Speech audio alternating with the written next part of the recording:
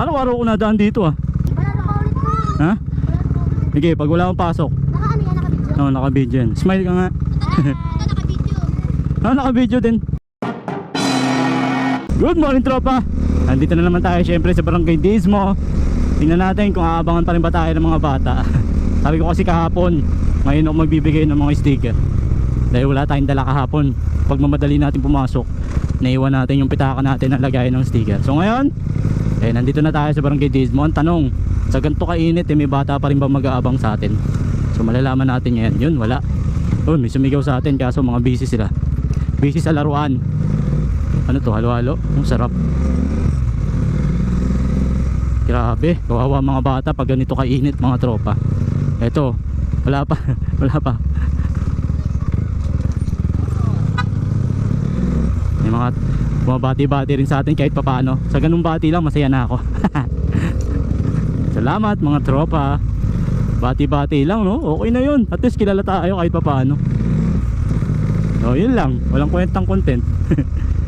Eto, itong grupo ng mga bata na to. Kahapon di ko nabigyan ng sticker to, ngayon tingnan natin. Ngayon ko lang pupunta dito. Araw-araw ko nadaan dito ah. Pangapunta ka, kawawa yung natin sa'yo. Binibig yan. Alin? Binibig lang? Binibig yan. Sino? Saan pangapunta na? Pang umaga ako. Oh, May nakita ulit na dito. syempre may pasok ako eh. Wala na paulit ko. Ha? Wala na paulit. Sige, pag wala akong pasok. Naka-ano yan, naka-video? Oo, naka-video yan. Smile ka nga. Naka-video. Ah, naka-video din.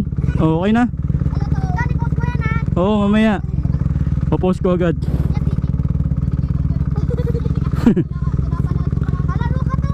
Sige, pag may libre akong time. Laruan? Money drop, money drop. Ah, walang money drop. Wala tayo nun. T-shirt ulit. Laruan, meron akong mga laruan. Laruan. Sige, bye-bye. Palaro daw tayo. Laruan? Sige, mamimili ako ng mga laruan natin dun. So dito naman tayo magpapalaro. So itong lugar ng Barangay Dismo na to is medyo buka na to eh compare dun sa kaninang nauna. So karaniwan dun talaga ako nagpapalaro. Mas kilala tayo dun.